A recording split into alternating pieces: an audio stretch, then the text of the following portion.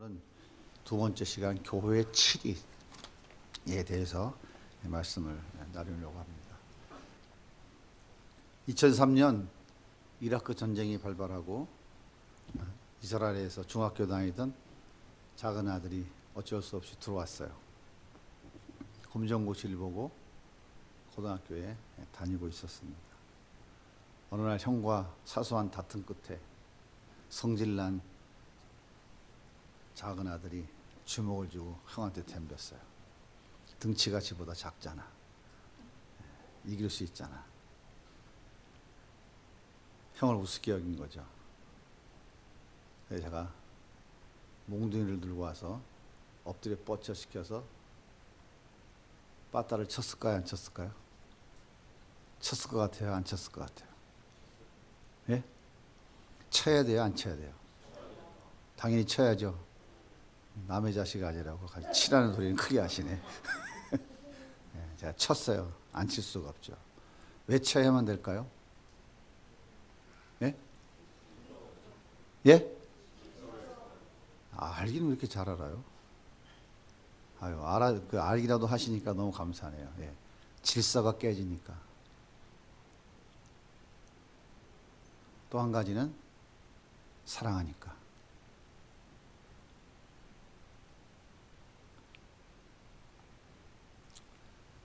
학교에 가면 이방인이라고 목에 십자가에 걸고 다닌다고 얼굴에 침 뱉고 더럽다고 왕따 시키고, 그것도 힘들죠. 한글도 제대로 모르는데 이스라엘에 갔으니까 히브리어로 수업을 해야 되잖아요. 그것도 힘든데 영어도 히브리어로 배워야 돼요. 얼마나 힘들었겠어요. 죽을 맛이죠. 맨날 전화 와가지고 울면서 자기 좀 데리고 가라고. 참 마음이 아프더라고요. 예. 아무튼 하나님의 은혜로 예루살렘에 있는 성적이 우수한 아이들이 들어갈 수 있는 중학교에 들어갔어요. 그리고 공부도 열심히 잘했어요. 어려운 환경도 극복하고 공부도 열심히 잘한 아들을 형한테 덤볐다고 제가 왜 빠따를 쳤어요. 질서가 깨지면 모든 것이 다 무너지는 거예요. 그리고 사랑하기 때문에 그 질서를 지켜야 되는 것이죠.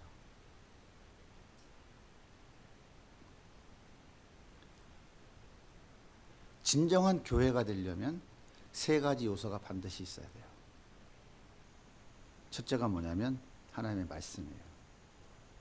순수한 복음. 조금 더 리얼하게 얘기하면 때 묻지 않는 예수의 피가 뚝뚝 떨어지는 그 순수한 피 묻은 십자가 복음이 있어야 돼요. 이게 교회의 첫 번째 요소입니다. 진정한 교회에서 두 번째는 성례가 있어야 돼요. 성례가 뭐냐면 성찬과 세례입니다. 성찬은 예수님의 십자가의 죽으심을 기억하고 기념하면서 그 은혜를 내 가슴속에 맨날 되새기는 거예요. 예수님이 날 위해서 십자가에 죽으셨다. 날 위해 피 흘리셨다. 내가 구원받았다. 그 은혜를 잊으면 안 된다. 늘 기억하라고 우리에게 기념하고 기억하라고 우리에게 제정해 준 것이 바로 성찬이에요. 그리고 세례죠. 세례는 교회가 해야 될 중요한 일 중에 하나로 있죠. 제가 이제 말씀드렸죠. 어느 날 중이 와서 나 예수 믿겠습니다. 그러면 어떻게 해야 돼요? 할렐루야, 예수 잘 믿으셔야 합니까? 아니면 그 중이 진짜 예수를 믿기로 작정했는지 조사를 해야 된다고 그랬죠. 누가 해야 된다고요? 교회가 하는 거예요. 그래서 세례를 받을 때 그 사람의 신앙을 고백하게 하는 거예요. 당신은 성경 66권이 하나님의 정확무오한 말씀인 줄 믿습니까? 목사한테 하는 게 아니고 누구한테?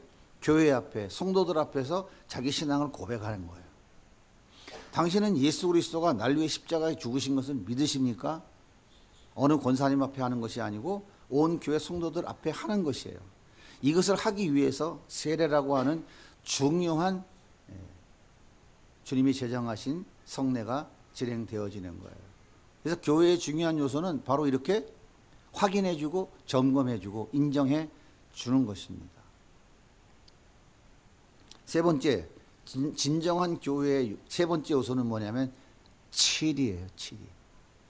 치리. 치리가 뭡니까? 치리. 일단 듣기가 좀 기분 나쁘죠? 벌 준다는 거 아니야? 이렇게 들리니까. 여러분, 한국 교회는 치리가 있는 것 같아요? 없는 것 같아요? 없는 것 같아요? 왜 없죠? 이게 있어야 진정한 교회라고 성경은 가르쳐 주는데. 이거 잘못된 거 아닌가요? 그죠? 정말 잘못된 거예요.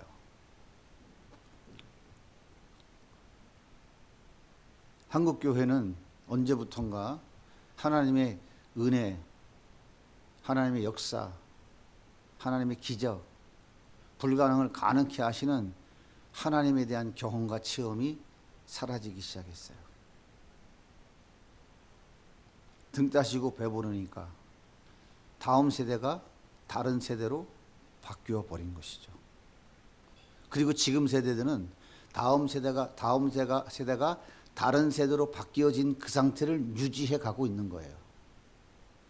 그러니까 교회가 경영 논리가 다 들어와서 세상적 경영 논리가 교회를 지금 운영해 가고 있고, 세속주의 물길이 교회 안에 가득 들어와서 교회나 세상이 별반 차이가 없어진 그런 상태가 되어버렸어요. 너무 안타까운 일이죠. 그래서 저희 교회에 오시면 그냥 하고 싶은 건 마음대로 하시면 됩니다. 예. 오셔서 예수 믿고 천국 가는 티켓 받으십시오. 그리고 빈자리 좀 채워주시고 그냥 헌금 좀 드려주시면 됩니다.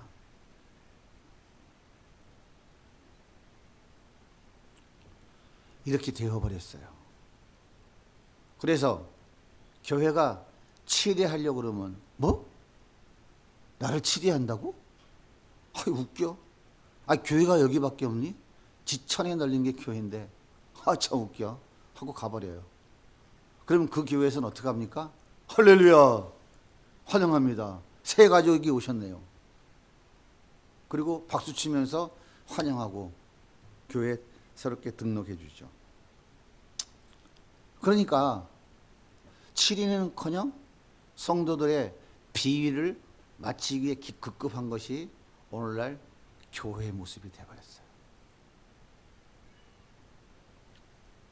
참 안타까운 일이죠. 예전에는 어느 정도였냐면 제가 어릴 때만 해도 담임 목사님이 동현아, 너는 네 뒤에 앉아있는 자매하고 결혼하면 참 좋을 것 같다. 목사님이 보니까 참 잘 어울리고 너희들 정말 아름다운 믿음의 가정 이룰 것 같다. 그러면 거의 어떻게 했어요? 10명 중에 9명은 예 목사님 순종하겠습니다. 거의 대부분 그랬어요. 요즘은 동현아, 네 옆에 있는 그 자매 마음에 들지 않냐? 목사님 연봉이 지금 얼마인데. 걔가 대학 나왔어요? 어디 나왔어요? 생긴 걸 봐요. 내가 나하고 어울려요? 그럽니까 안 그럽니까? 목사가 말하면 들어요 안 들어요? 어떻게 이렇게 됐어? 이거는 여러분 잘못이 아니고 교회에 하나님의 경험과 하나님의 역사와 체험을 경험해 보지 못한 다른 세대들이 대를 이어 교회가 지금 유지되고 있기 때문이에요. 다른 문제가 아니에요. 다시 말하면 하나님의 말씀을 하나님 말씀으로 믿고 받아들이고 그 말씀대로 살아내려고 하는 것들이 점점점 약화되어진 거예요. 예수님이 무리로 걷긴 뭘 걸어요. 그게 과학적으로 논증이 됩니까? 됐어, 이건 빼고요. 새벽기도 열심히 하고 11조 열심히 드리면 복을 받는다고 나를 시험해 보라 그랬으니까 참 그건 복 받을 수 있겠네, 한번 해보지 뭐. 전부 이런 식으로 기복주의 신앙으로 전부 다 신앙이 바뀌어버린 거예요. 그러니까 하나님의 말씀의 권위는 땅에 떨어져 버렸고 그 말씀을 전하는 목회자의 삶도 전부 다 권위를 다 잃어버리고 말았어요. 그러니까 성도들이 목사를 향해서 너하고 나하고 다른 게 뭐 있니? 겉으로는 잘 얘기하진 않지만 속으로 돌아서서 네가 나랑 뭐가 달라? 너 목사라며. 나하고 뭐가 달라? 이렇게 되어버린 거예요. 그래서 책임은 여러분에게 있지 않다라는 얘기를 제가 먼저 말씀을 드리는 거고요.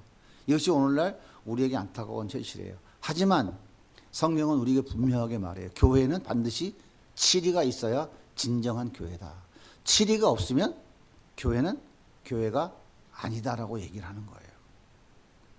성경은 왜 교회라는 집단적 의미가 있는 단어를 사용할까요? 이게 굉장히 중요한 거예요.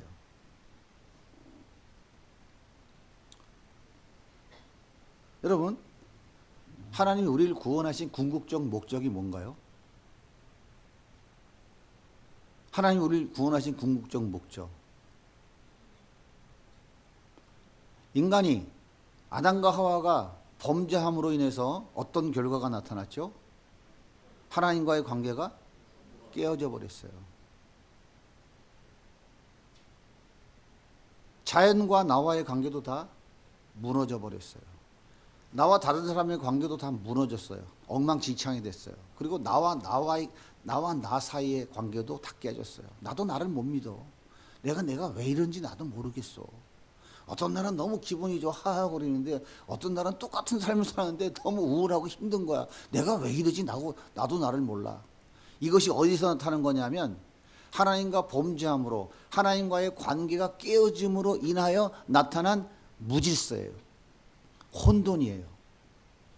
예수님이 이 땅에 오셔서 십자가에 죽으셔서 우리를 구원하신 궁극적 목적은 뭐냐면 이 하나님과의 깨어진 관계를 회복시킴으로 에덴 동산의 그 아름다운 질서와 평화를 다시금 원래 상태로 되돌려 놓으시는 거예요. 이게 궁극적 목적입니다. 그래서 그 에덴 동산을 우리는 회복되어진 에덴 동산을 새 하늘과 새 땅이라고, 새 예루살렘, 새 에덴 동산이라고 이렇게 성경은 우리에게 표현하고 있는 거예요. 예수님이 십자가에 죽으시고 우리를 구원하신 그 궁극적 목적은 이렇게 하나님 관계가 깨어짐으로 무너졌던 모든 질서를 바로 세우는 거예요. 그러니까 에베소 1장 10절은 이렇게 말씀하고 있어요. 하늘에 있는 것이나 땅에 있는 것이나 다 그리스도 안에서 통일되게 하려 하십니다. 통일되게 된다는 건 뭐예요? 하나가 된다는 거죠. 중구난방인 무너진 거, 혼돈되고 혼란해진 이 피조세계 질서들이 예수 그리스도로 인하여 다 통일된다. 다시 말하면 뭐예요? 질서를 다시금 회복시킨다 그런 말이에요. 그게 예수님께서 이 땅에 오신 가장 궁극적 목적인 거예요. 그러니까 구원이라는 것은 단순히 천국 가는 티켓 한 장을 우리 손에 달랑 던져주는 그런 단순한 개념이 아니다 하는 거예요. 하나님과 우리와의 관계가 회복되어지므로 자연과 나와의 관계가 회복되어지고 나와 다른 사람과의 관계가 회복되어지고 나와 나 사이의 관계가 회복되어지는 거예요. 그래서 예수 없이는 무너진 모든 무질서, 범죄한 인간이 저지러놓은 그 어지러운 질서들, 깨어진 질서들이 회복되어질 수가 없다 이 말이에요. 예수 없으면 싸우고 전쟁하는 거예요. 예수 없으면 다 자기가 잘났다고 그러고 죽여서라도 뺏으려고 그러는 거예요. 예수가 없으면 나도 나를 모르는 거예요. 내가 나를 모르는 거라니까요. 이해가 되십니까? 그러니까 우리의 구원은 달랑 천국 가는 티켓 한 장 주는 그런 단순한 개념이 아니라고 하는 거예요. 자, 그렇다면 어떻게 하나님은 이 무질서를 회복시킬까요?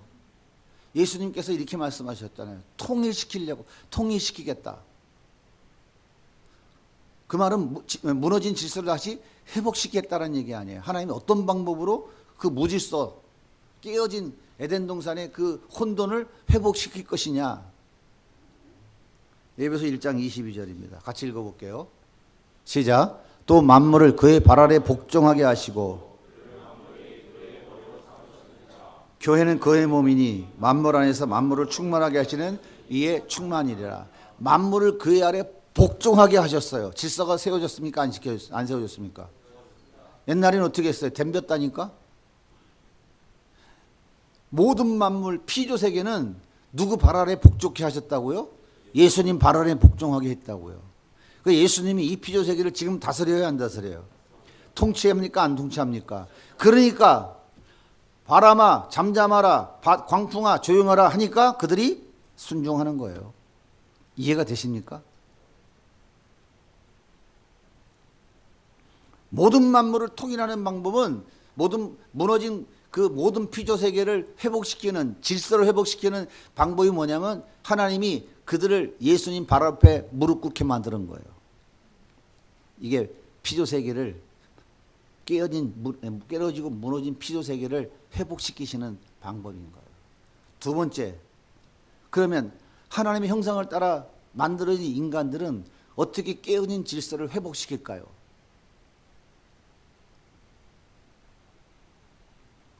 말씀을 다시 보겠습니다. 조금 아까 23절 시작. 교회는 그의 몸이니 만물 안에서 만물을 충만하게 하시는 이의 충만이라. 예수님을 만물의 교회의 만물 위에 교회의 머리로 삼으셨다고요. 교회는 뭐라고? 그의 몸이라고요. 그러니까 예수님은 머리시고 몸에다가 그의 교회를 붙여버리신 거예요. 그러면 통일이 됩니까? 안 됩니까? 이해가 안 돼요. 무슨 얘기인지. 예수님이 머리라고요. 머리에서 지령하면 팔다리 온몸이 움직여요? 안 움직여요? 여기서 지령을 내는데 팔이 안 움직이면 어떻게 돼요? 병원 가야 돼요. 머리가 지령을 내리는데 코가 냄새를 안 맡으면 어떻게 돼요? 가서 고치러 가야 돼요. 머리가 지령을 내리는데 걸으라 그러는데 안 걸어요. 주저앉아요. 그럼 어떻게 돼요? 고쳐야 돼요. 그러니까 예수 그리스도가 머리시고 우리 온 교회가 그 몸의 지체로 붙어 있는 거예요. 통일이 됐어요? 안 됐어요? 됐어요? 안 됐어요? 질서가 회복됐습니까? 안 됐습니까? 무슨 얘기인지 이해가 되시죠? 이게 예수 그리스도가 무너진 모든 질서를 회복시키는 방법인 거예요. 그래서 교회라고 하는 이 집단적, 공동체적, 유기체적 이름을 사용하신 이유는 교회는 하나이기 때문에 그래요. 교회는 유기체이기 때문에 그래요. 여러분 배 아프면은 바늘 어디다 찔러야 돼요? 체하면은. 체했어요. 점심 먹고 체하면 어디 따야 돼요? 손가락을 따요? 왜 손가락을 따? 배가 아프면 배를 따야지. 왜 그러죠? 예, 연결되어 있기 때문에 그래요. 연결돼. 이걸 유기체라고 그러는 거예요. 이게 유기적 관계라고 그러는 거예요. 기계적 관계는 뭐예요? 입력하면 반드시 그 답이 출력되게 돼 있어요. 1 더하기 1 하고 엔터를 치면 그 다음에 뭐가 나와야 돼요?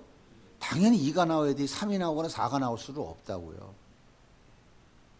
그래서 교회라고 하는 집단적 의미를 사용하는 이유는 뭐냐면 머리 대신 예수 그리스도의 교회인 우리 모두가 다 붙어 있기 때문에 그런 거예요. 그래서 유기적으로 움직여요.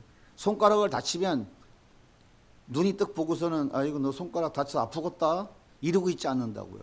손가락을 비었으면 바로 어떻게 피가 나면 피나 큰일 나 피 냄새나 눈이 쳐다보고 야 어떻게 빨리 가 어디로 약통 가지고 가서 약권 가져와야지 아까진기 붕대 감아야지 눈이 보고 다리가 쫓아가고 손이 움직여서 작업을 하는 거예요. 집단적이죠? 유기적이죠? 그래서 교회라는 단어가 집단적인 단어, 유기적인 단어를 사용하는 거예요. 공동체적인 단어를 사용하는 거예요. 왜? 교회는 하나이기 때문에. 교회는 유기체이기 때문에. 자, 이해가 되십니까? 그래서 자기 몸이 자기에게 흐르는 영이 즉 교회가 잘못된 길로 가는 것을 볼 수 없어서 책망하고 훈계해서 바른 길로 돌아오도록 하는 것이 바로 교회의 치리인 거예요. 자, 팔이 된 어느 한 지체가 뭔가를 갖다가 슬쩍 집으려고 그러면 나머지 지체들이 어떻게 해야 돼요? 가만히 있으면 돼요? 무관심하면 돼요? 그러면 전부 다 도둑질의 공범이 되는 거예요. 야, 그거 안 되는 거지. 하지 말아야지. 그러면 되니? 그건 하나님이 안 기뻐하시는 거야. 너 그러면 너 붙잡히면 형무소 가는 거야. 그러면 유기체가, 공동체가, 집단이 가만히 있어야 돼요? 아니면 하지 말으라고 권면을 해야 돼요? 이해가 됩니까? 이게 교회의 치리인 거예요. 이게 교회의 칠인 거라고요. 바른 길로 가야지. 그러면 되겠어? 우리와 함께 같이 천국으로 가야지. 그거는 잘못된 길이잖아.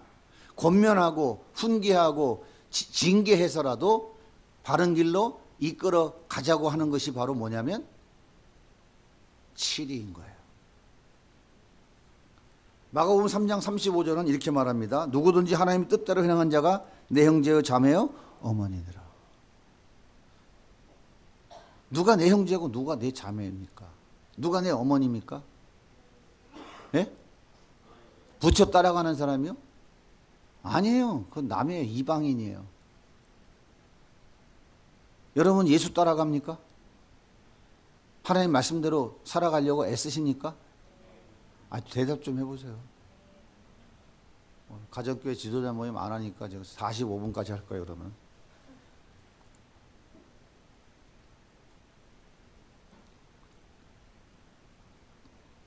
누구든지 그 사람이 잘났던 못났던 많이 배웠건 못 배웠던 돈이 있든지 없든지 가문이 좋든지 안 좋든지 키가 크든지 작든지 몸무게가 많이 나가든지 삐쩍 말랐든지 그 모든 것을 초월해서 누구든지 하나님의 교회로서 하나님의 뜻을 따라 살아가려고 하면 그 공동체 안에 속한 모든 사람은 다 나의 형제고 자매이고 어머니다라고 하는 거예요. 천국에 가면 남편이 있어요, 없어요? 그건 어떻게 이렇게 잘 알아요? 천국에 가면 아내가 있어요, 없어요? 천국에 가면 어머니가 있어요, 없어요? 왜 없죠? 예? 천국에 가면요, 우리 형님이 예수님이요. 아시겠어요? 그분은 맏아들이에요, 맏아들. 우린 양아들이고, 여기 형님이라니까. 그게 농담 삼아 얘기하는 거잖아요. 우리 예수님이 이 땅에서 몇 년 사셨어요? 33년 사셨잖아요. 형님 나이가 33살인데 내가 아무리 나이가 많아도 32살 이상 되면 안 되잖아.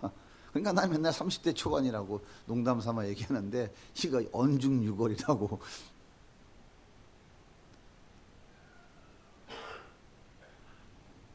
그러니까 우리는 다 천국에 가면은 형제 자매예요.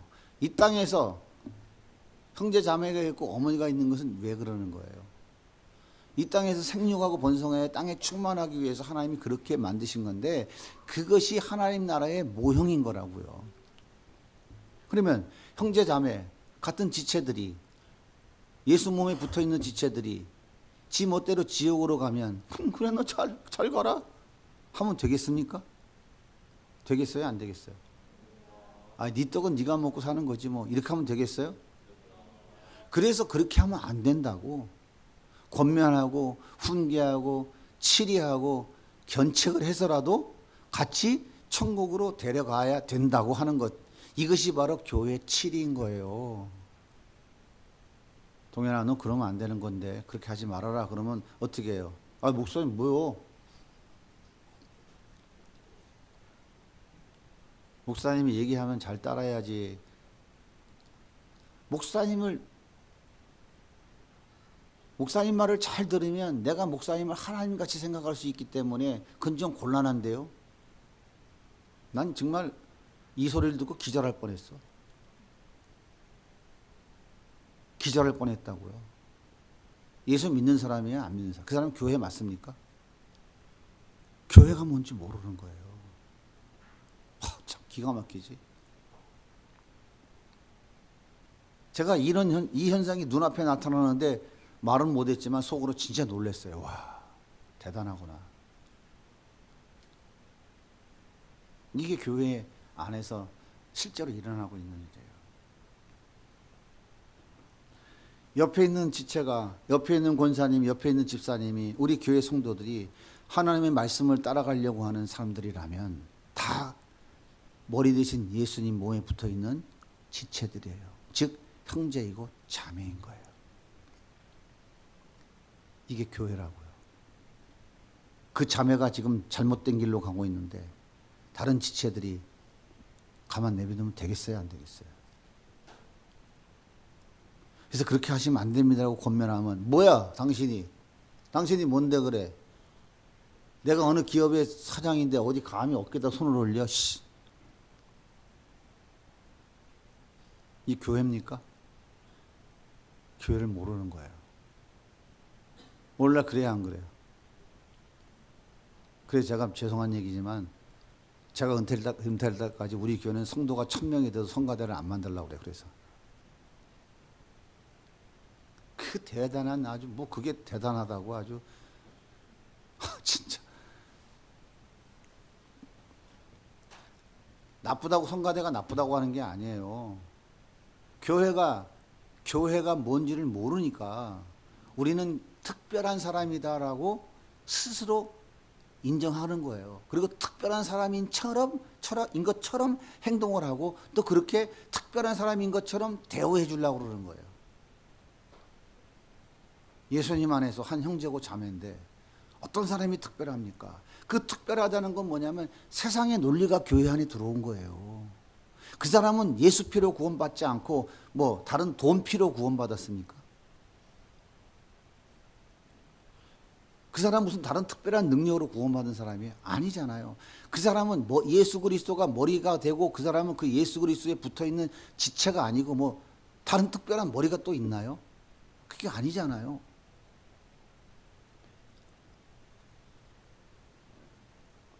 마태복음 18장 15절 오늘 말씀입니다. 같이 읽을게요. 시작. 내 형제가 죄를 범하거든 가서 너와 그 사람만 과만 상대하여 공고하라. 만일 들으면 내가 내 형제를 얻을 것이라.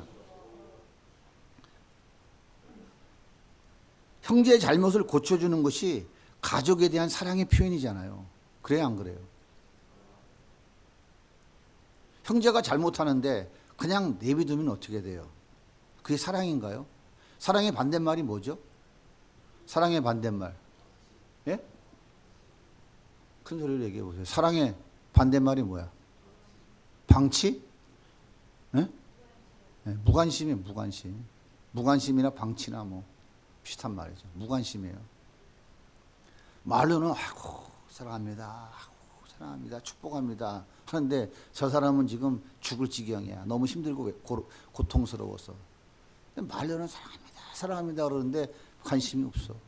가서 죽든지 말든지.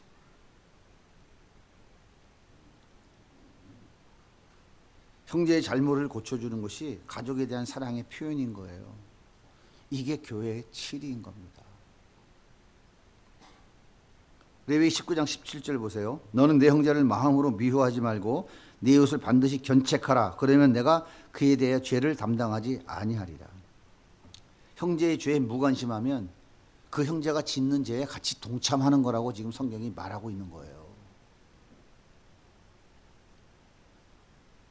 그렇다면 무조건 용서해 주는 것이 기독교의 정신인가요? 그거는 아닙니다라고 야단치면 뭐라고 그래요? 아, 참 목사님은 되게 사랑이 없으시네. 보통 그렇게 얘기하죠. 그래요, 안 그래요? 그런 말 들어봤어요, 안 들어봤어요?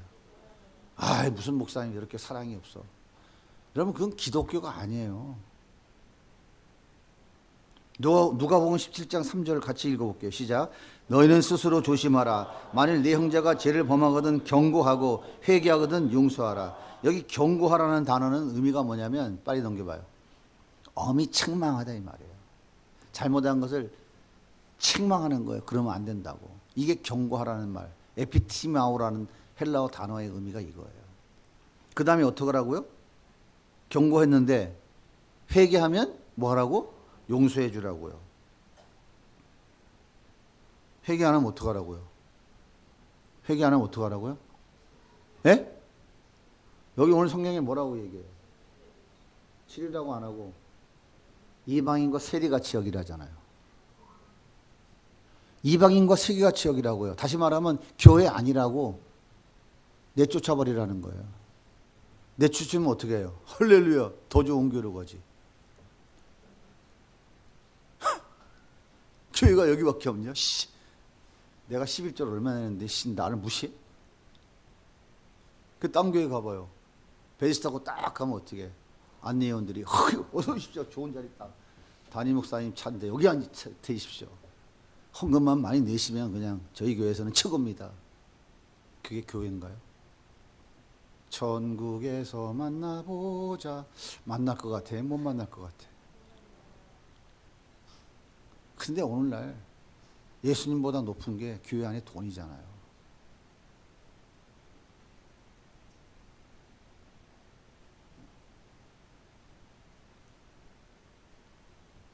갈라디아서 6장 1절 같이 읽어볼게요. 시작. 형제들아, 사람이 아닌 무슨 범죄한 일이 드러나거든 신령한 너희는 온유한 심령으로 그러한 자를 바로잡고 너 자신도 살펴봐. 너도 시험받을까 두어라. 바로잡고 카탈티조라고 하는 이 헬라어 단어의 의미가 뭐냐면 완전히 수리하다 이런 뜻이에요. 다음 장면. 완전히 수리하다. 무슨 얘기입니까?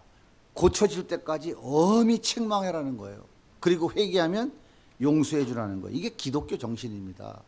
무조건 덮어주고 무조건 사랑으로 품어주는 게 그게 기독교 정신인가요? 무조건 사랑으로 덮어주면 예수님이 십자가에 왜 죽어야 됩니까? 하나님은 공의의 하나님이시라고요. 그 죄에 대해서 반드시 책임을 물으신다고요. 그러니까 예수님이 십자가가 사랑이지만 반면에 뭐예요? 하나님의 공의, 무서운 저주와 심판이 동시에 머문 것이 십자가라고요. 근데 요즘 어떻게 해요? 사랑 누가 말했나 하면서 그냥 사랑해줘야죠. 그러니까 어떻게 해? 머리 꼭대기까지 올라가서 밟으려고 그래. 옛말이 있죠? 할아버지 턱수염 잡으면 어떡한다고? 커서도 잡아당긴다고. 이건 뭐냐면 예수 그리스도께서 십자가에서 세우신 회복한 질서를 깨뜨리고 무너뜨리는 거기 때문에 교회는 이것을 바로 잡아야 된다라고 하는 거예요. 그러면 어떻게 치료할까요? 치료하는 것도 절차가 있어요. 목사가 승질난다고 확 하나요? 그게 아니에요. 오늘 말씀 18절입니다. 시작.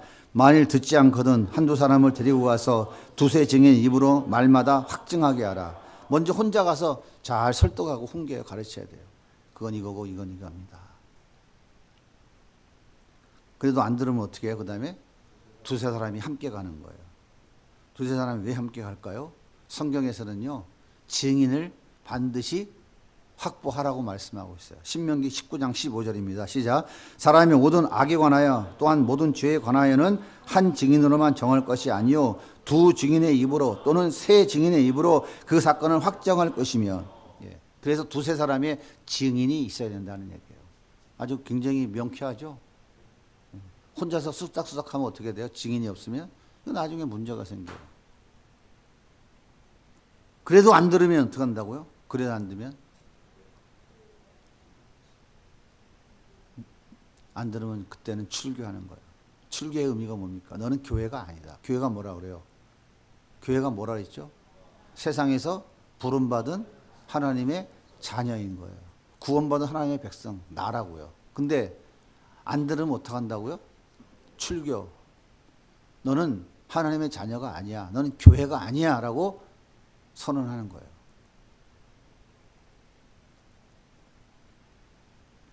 그러면 교회에 말하라 하는 건 무슨 말인가요? 교회에 말하라 하는 것은.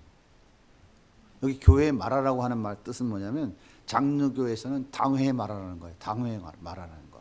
치리의 권한은 당회에 있어요. 당회에. 그래서 장로교에서는 당회, 즉 장로들의 모임인 당회가 아주 중요한 거예요. 어떤 사람이 장로가 됩니까? 치리의 권한을 가진 당회, 당회의 당회원인 장로들 너무너무 교회에서 중요한 직분이에요. 당회에서 딱 결정하면 장로도 잘라버린다니까요. 장로도 옷을 벗겨요. 당회에서 딱 결정하면 목사도 사표 내고 나가야 돼요. 당회에서 딱 결정하면 권사 그냥 끝장나는 거예요. 장로교회에서 모든 치리의 권한은 어디에 있느냐면 당회가 가지고 있는 거예요. 그럼 당회원인 장로는 잘 뽑아야 돼요? 안 뽑아야 돼요? 진짜 잘 뽑아야 돼요. 장로. 그러니까 장로가 될 사람들은 신앙생활 잘해야 돼요. 장로가 될 생각이 없는 분들은, 여자분들은 그냥 장로교회에서는 장로를 안 세우니까 남자들 정말 똑바로 해야 돼요. 자, 성경이 말하는 장로의 자격을 한번 읽어보고 갈게요. 디도서 1장 5절로 9절. 장로가 되실 분은 이 말씀을 내가 잘 따르고 순종하며 살아가고 있는가 늘 생각하셔야 돼요. 자, 시작. 내가 그대를 크레타에 남겨둔 것은 남은 일들을 정리하고 내가 지시한 대로 성읍마다 장로들을 세우게 하려는 것입니다. 장로는 흠 잡을 데가 없어야 하며 한 아내의 남편이라야 하며 그 자녀가 신자라야 하며 방탕하거나 순종하지 않는다는 비난을 받지 않아야 합니다. 감독은 하나님의 청지기로서 흠 잡을 데가 없으며 자기 고집대로 하지 아니하며 쉽게 성내지 아니하며 술을 즐기지 아니하며 폭행하지 아니하며 부정한 이득을 탐하지 아니하는 사람이라야 합니다. 오히려 그는 손님을 잘 대접하며 선행을 좋아하며 신중하며 의로우며 경건하며 자제력이 있으며 신실한 말씀의 가르침을 굳게 지키는 사람이라야 합니다. 그래야 그는 건전한 교훈으로 권면하고 반대자들을 반박할 수 있을 것입니다. 한마디로 말해서 이거예요. 치리하려고 그러는데 장로님 너나 잘하세요. 이러면 되겠어요? 아니 너나 잘하세요. 누굴 치리해요? 이러면 되겠어요? 안 되죠? 네. 이 장로는 여러분이 뽑은 장로뿐만 아니라 교회 목사가 장로인 거예요. 목사가 장로예요. 장로도 장로고. 목사는 말씀을 가르치는 영적인 지도자로서의 치리하는 장로고요. 그냥 일반 성도들이 선출해서 뽑은 장로는 교회를 섬기는 장로인 거예요. 그 차이뿐만 아니라 그 차이 직분의 내용이 다른 것이지 장로는 똑같아요. 그래서 안수해서 세우는 겁니다.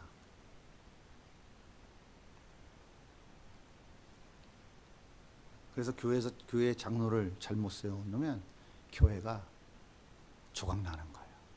조각나. 아주 심각해요. 저희 교회는 아직 다행히 장로가 없어서 아직은 뭐 괜찮은 것 같은데 장로를 세워도 문제는 없어요. 내가 가만히 있을 거니까. 얼마나 장로의 직분을 똑바로 감당 못하면 교회가 성도들이 얼마나 힘들겠어요. 아시겠죠? 자, 그렇다면 판단과 판결의 근거는 뭘까요? 이걸 치리를 해야 되는데 어떻게 판단하고 어떻게 판결할 것인가? 그 근거는 바로 성경입니다. 성경대로 하는 것이죠. 세상법으로 하는 게 아니에요. 교회는요, 교회 안에 어떤 문제가 생겨도 이것을 교회 안에서 성경으로 판단하고 판결하는 것이지 이걸 가지고 세상이 믿지 않는 법정으로 가는 것은 아닌 거예요. 아시겠어요? 교회가 억울한 일을 당하고 무슨 문제를 당했다 할지라도 여러분들은 세상 법정으로 재판하러 가십시다. 이렇게 말하면 되겠어요? 안 되겠어요? 그럴 수도 있는 거죠? 어떻게 대답이 시원찮으시네. 세상 법정으로 가야 돼요? 가지 말아야 돼요? 세상 법정으로 가면 승소해서 재산을 지킬 수 있어. 근데 세상 법정으로 안 가면 뺏길 수 있어. 뺏기는 게 좋아요? 세상 법정으로 끌고 가서 이겨서 찾아야 돼요? 네? 대답하기 어려워요? 우리 배수한 형제가 어떻게 생각해요? 찾아요? 찾아야 돼요? 네. 그 찾으려고 그러면 다 무너지는 거예요. 다 무너지는 거예요. 여러분 꼭 기억하십시오.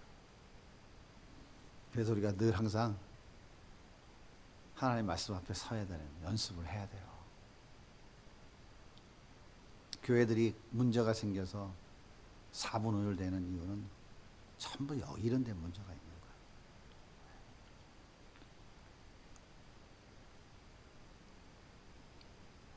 자, 제일 첫 단계가 뭐냐면 훈계입니다. 훈계. 자, 죄가 가벼우면 훈계한 거예요. 타르는 거예요. 그렇게 하시면 안 됩니다. 죄가 조금 중하면 징계해요. 죄가 더 중하면 어떻게 돼요? 성찬 금지. 교회의 권리를 제한하는 거예요. 성찬은 교회의 권리입니다. 여러분의 권리라고, 성도의 권리라고요. 성찬식에 참여하는 것은. 더 중요하면 어떻게 해요? 직분을 박탈해요. 직분. 더 중요하면 어떻게 해요? 더 중요하면 출교하는 겁니다. 장로 직분 발탈하고 교회에서 내쫓아요. 그러면 우리 교회 장로가 직분 박탈하고 출교해서 장로에서 제명해서 내쫓으면 우리 교단 다른 교회 갈 수 있어요, 없어요? 못 가요. 다른 교단으로 가야 돼. 장로는 그래요. 장로는 호적이 남거든. 총회, 노회, 호적이 남아요. 못 간다고요. 이게 가장 중요할 때 이렇게 하는 거예요. 마태복음 18장 18절입니다. 같이 읽을게요. 너희가 땅에서 매면 하늘에서도 매일 것이요 무엇이든지 땅에서 풀면 하늘에서도 풀리라. 이건 무슨 얘기냐면 이 땅의 유형 교회가 매버리면 하늘에는 교회가 보여요, 안 보여요? 하늘에 교회가 보여요, 안 보여요? 하늘에 교회가 있죠? 보여요, 안 보여요? 안 보이죠? 우리가 가면 보이겠죠? 그래서 이 땅에는 교회가 보이잖아요. 보여요, 안 보여요? 그래서 유형교회라고 그러는 거예요. 천국에 교회가 있어요, 없어요? 우리 죽으면 가잖아요. 이미 가신 분들 많죠? 보여요, 안 보여요? 안 보이죠? 이 땅의 유형교회와 보이지 않는 하늘의 무형교회는 한 교회라고요. 그래서 땅에서 풀면, 땅에 유형교회가 묶으면 하늘에 보이지 않는 무형교회에서도 묶어버린다, 그 얘기예요. 왜? 한 교회이기 때문에. 그 말씀을 하는 거예요. 그러니까 이 땅의 유형교회가 저 사람은 교회 아닙니다. 그러면 보이지 않는 저 천국의 무형교회에서도 뭐라고 얘기해요? 맞아! 하고 확인 도장 찍어준다, 그 말이에요. 이 사람은 천국 갈 사람이 못 갈 사람이에요. 못 간다, 그 말이에요.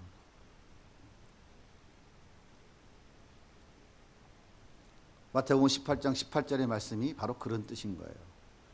그렇다면 교회가 치리할 수 있는 죄는 뭘까? 이게 제일 중요하겠죠. 교회가 치리할 수 있는 죄. 뭐 아무거나 다 치리하면 당에 가서 당에 열어가지고 권동일이 쳐버리자 이러면 되겠어요? 안 되잖아요.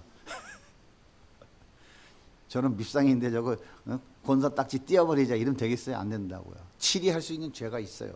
첫째가 뭐냐면 성경적인 교리가 아닌 것을 가지고 혼란스럽게 하는 자예요.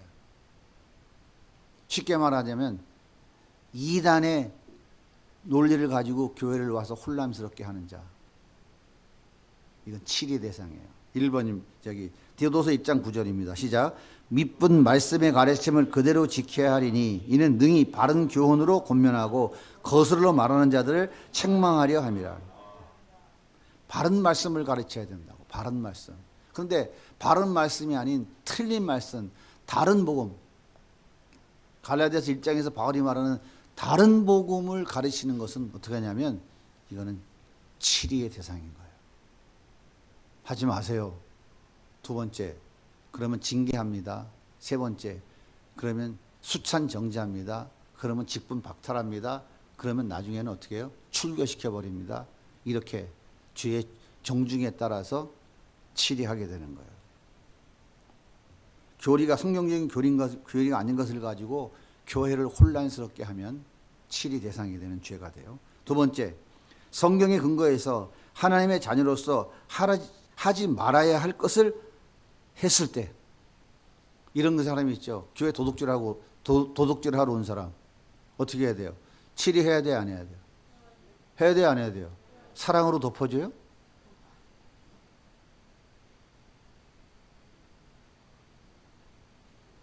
헌금을 관리하는 회계 집사가 오늘 용돈 좀 필요한데 한 100만 원 주머니 넣었어. 갖다 썼어. 걸렸어. 치리해야 돼, 안 해야 돼? 치리하는 5단계. 5단계에 걸쳐서 치리를 하는 거예요. 당신 2번 다시 이런 짓 하면은 안 됩니다. 예, 잘못했습니다. 용서해 주세요. 그러면 가져간 헌금 도다 원상복귀 시키세요. 그리고 2번 다시 하지 않겠다고 하나님 앞에 약속하세요. 또 했어. 그럼 어떻게 해? 거기에 합당하게 당회에서 결정을 해서 이제 치리의 수위를 결정하겠죠.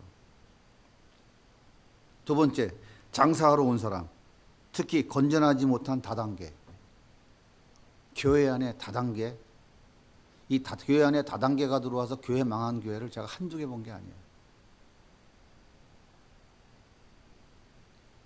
이게 굉장히 교회에 참 위험한 겁니다. 이거는 치리의 대상이에요. 치리의 대상. 이건 용서도 없어요. 이거는 치리의 대상이에요. 세 번째, 자기 유익을 위해 다른 사람을 넘어뜨리는 사람. 이런 사람들 많죠. 네 번째, 교회 연합과 통일을 방해하기 위해서 이간질하는 사람. 이런 사람들은 치리의 대상인 거예요. 치리의 대상. 그러니까 같은 지체가 같이 함께 천국 가야 되는데 저 사람을 모함하고 이간질 시켜서 천국 못 가게 방해하면 교회가 이걸 어떻게 해야 돼요? 바로 잡아야 되잖아요. 그러니까 세상이 교회를 손가락질하는 거야. 니네가 우리보다 뭐가 난 게 있냐. 너무 안타까운 일이죠. 교회의 치리가 없어지니까 이렇게 돼버린 거예요. 교회의 치리가 없어지니까. 옛날에는요, 제가 어릴 때만 해도요, 이 교회 장로님이 부득이 한 경우에 부득이해서 이사를 가서 부산으로 가죠. 이 교회에서 장로 증명서 다 떼어갖고 가야 돼요. 그래서 제가 이 교회 이 어느 교단 어느 노회에서 이렇게 장로로서 안수집사로서 섬기고 있습니다. 받아주십시오. 확인해가지고 받아주고 협동 안수집사, 협동 장로로 세우는 거예요. 이게 원래 원칙인 거예요. 다 확인합니다. 다 확인해. 근데 요즘은 그런 거 있어요, 없어요? 가짜도 괜찮아. 뭐 그냥 빈자리만 채워주시고 열심히 11조만 해주시면 뭐 훌륭한 성도지요. 이렇게 지금 되어버렸다고요.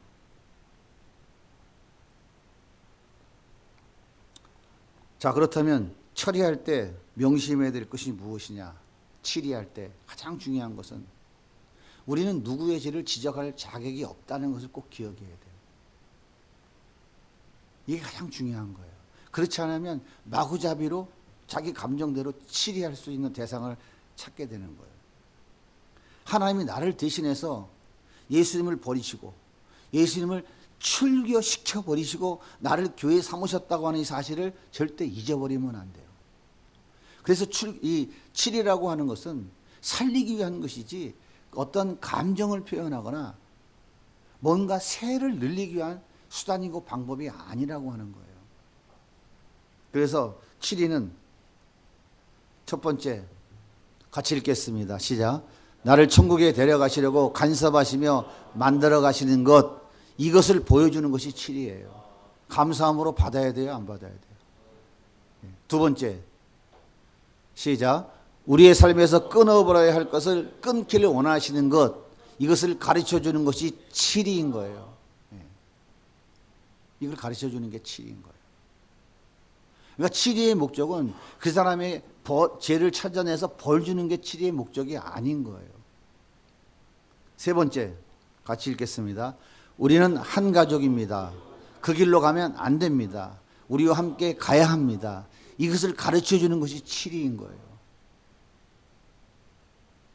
네 떡은 네가 먹고 내 떡은 내가 먹고 각자 알아서 살자고 하는 것이 아니에요.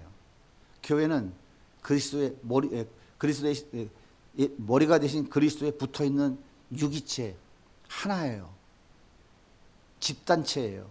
그렇기 때문에 팔 잘라놓고 우리끼리만 천국 간다가 없어요. 그건 안 되는 거예요. 함께 같이 가도록 우리가 권면하고 또 권면하고 안 되면 징계해서라도 바른 길로 주님의 길로 가게 힘을 모아 가야 되는 거예요. 이게 교회의 치리인 거예요. 네 번째, 시작. 나는 너 없이 못 산다. 너도 나 없이 못 살지. 이렇게 되도록 간섭해 주는 것이 치리인 거예요. 네 떡은 네가 먹고 내 떡은 내가 먹고 살면 되는 것이지 네가 왜 나를 간섭해? 왜 나의 사생활에 네가 왜 감나라 배나라 해? 이게 아니에요. 교회는 그게 아니에요. 교회는 공동체라니까요. 그래서 하나 되어 함께 가야 될 공동체인 거예요. 설사 잘못했다 하더라도 덮어주고 감싸 안고 품어주는 거예요. 그런데 자신이 잘못했음을 알고 회개하고 돌이키면 감싸주고 용서해주고 사랑으로 돕는 것이지, 무조건 잘못을 인정하지 않고 회개하지 않았는데 무조건 예수님의 사랑으로 덮어준다? 그건 교회가 아니고 기독교 정신이 아닌 거예요. 다섯 번째, 시작. 예수님은 자신을 죽여 남을 살리셨잖아. 우리도 그렇게 살아야지. 이것을 가르쳐 주는 것이, 이것이 교회인 것을 가르쳐 주는 것, 이게 치리인 거예요. 치리는 성도의 잘못된 허물을 들춰내서 그것을 까발기고 그것을 벌주기 위한 것이 아니라는 거예요. 그래서 교회라는 단어는 집단체의 의미를 가진 단어예요. 공동체적 의미를 가진 단어, 유기체적 의미를 가진 단어예요. 왜요? 예수님이 우리를 구원하신 것은 무질서, 깨어진 질서를 하나로 통일되게 만드신 것이거든요. 그래서 피조물들은 예수님 앞에 무조건 무릎 꿇게 만들어서 무조건 통치와 다스림을 받아야만 되는 거예요, 피조물은. 그래서 태양아 멈춰라 하면 서야 되는 거예요. 광풍아 멈춰라 하면 서야 되는 거예요. 홍해야 갈라져라 하면 갈라져야 되는 거라고요.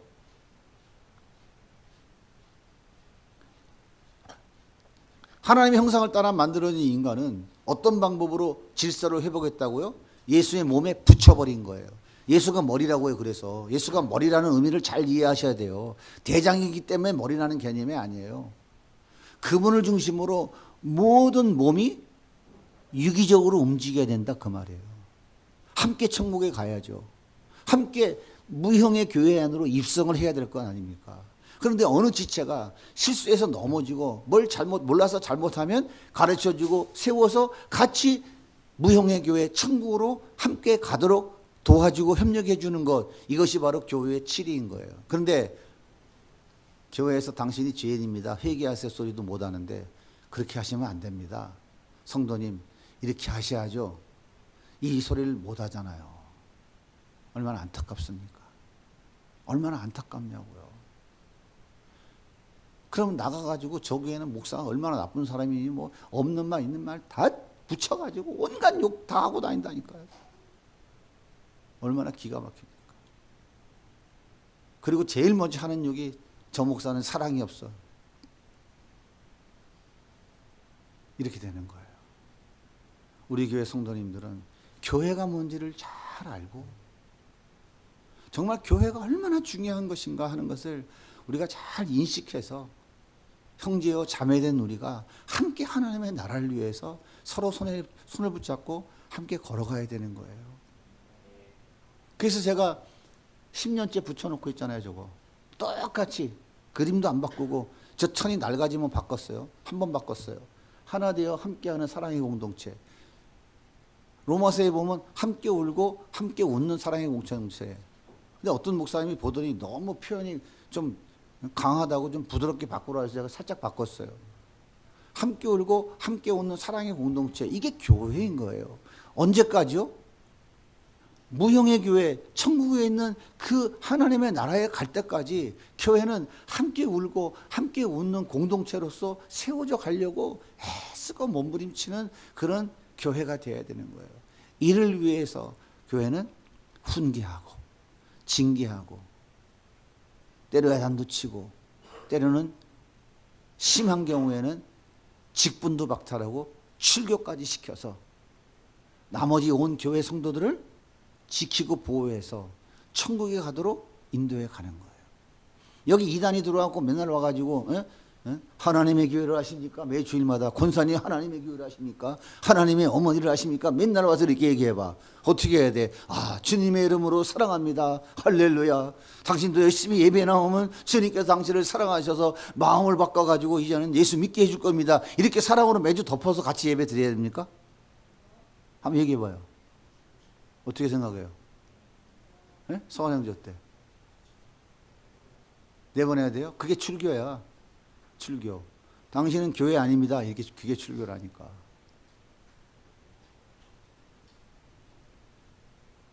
그거는 해야 되고 나머지는 하면 안 돼요? 네? 옛말이 있죠? 바늘도둑이 손도둑 된다고.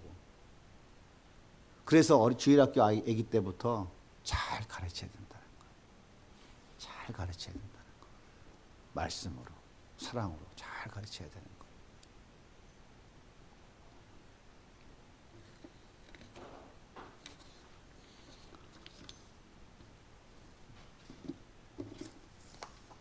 우리 교회 성도님들은 목사님이, 가정교회 지도자들이, 또 신앙의 선배들이 그렇게 하면 안 되는 거고 이렇게 하는 게 좋을 것 같아요 하고 권면하면, 에이 당신이 뭔데 그래 라고 하면 안 되고요. 예 권사님, 예 목사님, 예 가장님, 아 그렇군요, 제가 미처 몰라서 고맙습니다, 이런 성도들이 되시기 바랍니다.